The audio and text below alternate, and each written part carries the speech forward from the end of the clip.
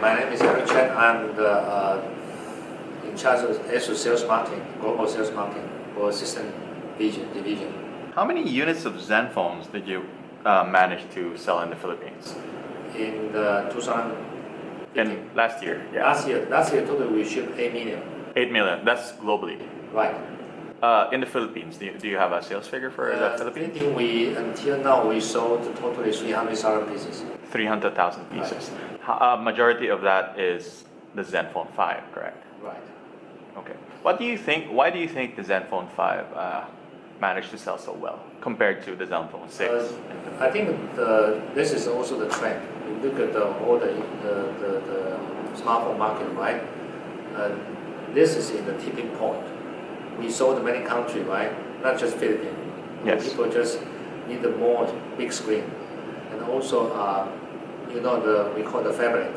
This is something between the phone and the tablet.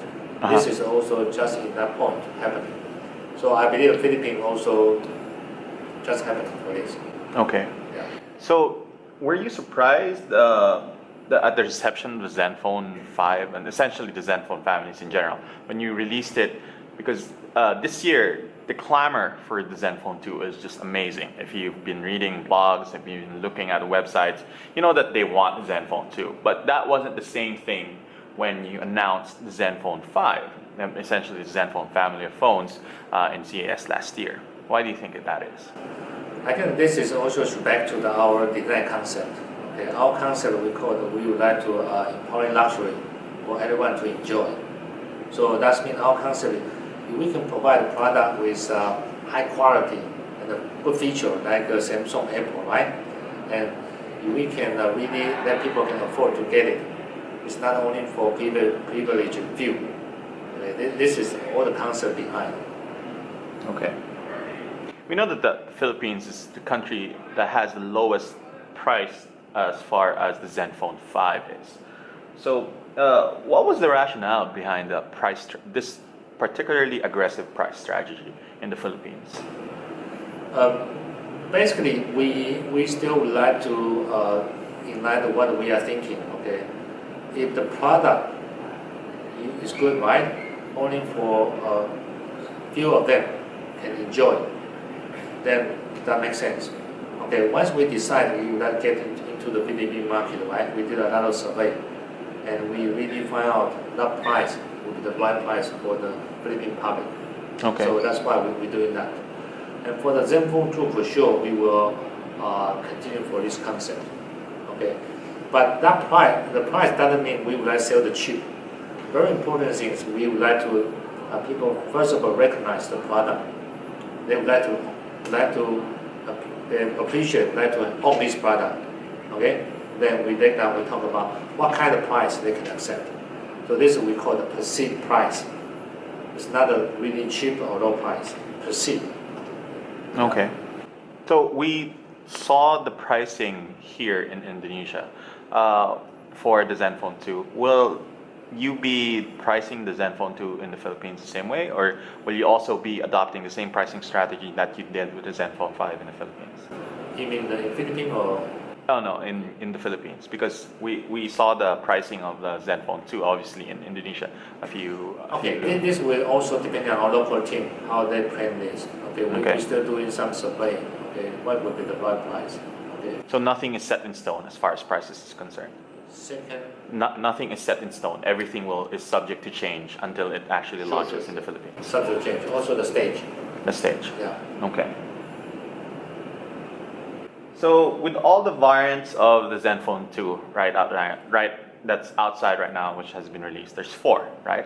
So that's the CL, the ML, and the higher versions. So are you considering a change of naming convention? Because I know I'm a journalist, so I know actually sometimes I get confused because so you have 4 variants of the Zenfone 4, so 2 of them are the full HD, 2 of them are HD, but the other one has Moorfield, the other one has the previous generation, so it gets kind of confusing. Right. So are you considering like changing the naming policy? I think this is a very good point, and I'm pleased you have pointed out these things. Actually, this internally inside ASUS also this big discussion topics. Yeah, it could never be easy. I took an Apple as an example. Okay. When Apple launched, they call iPhone, the first generation, right? Yeah. The second they call iPhone 2, the new iPhone. Yeah. Then they call iPhone 3, iPhone 4, whatever. Okay. I took your advice. We have the same discussion internally, but I have to say that we are still under discussion. So far we don't have a conclusion. But we know we have to do something change. Otherwise, people will get confused. Yeah. Yeah. It's a bit confusing, especially Yeah. at a marketing standpoint. But Zenfone 2, then there's 4. I think that's one of the main feedbacks that we got when your chairman CEO actually announced the Zenfone 2. He said Zenfone 2 starting at 199, and then he showed like all those like has 4 gig, but actually saying that the 199 version will only be like the HD one. Okay, I got your point. Country by country, we still have the spec is slightly different. Okay, but I'm sure this is a good point. We have to pay attention. Yeah. We shouldn't let people confused. Yes. With the price. Yes, excellent. Okay, so be honest, yesterday when we mentioned about discussion about that, we even said, okay, we would like to call this model is deluxe, premium, flagship. Except the model, we would like to give them the we call the subname category. Okay, but that's also depending on country by country. Okay, so we know your point. Okay. Are you coming out with non-Intel variants of the Zenfone 2? Because we've heard rumors about you actually going with both MediaTek and Qualcomm for the next, like some of the sub brands of the Zenfone 2. Okay, be honest, the partnership actually Intel has since long time ago. It doesn't what the GM, Intel GM, APAC GM, Roby mentioned. It's 3 decades, okay? For sure, we don't rule out any possibility, okay? As long as this is a good alternative, good choice for the public, we are pretty open.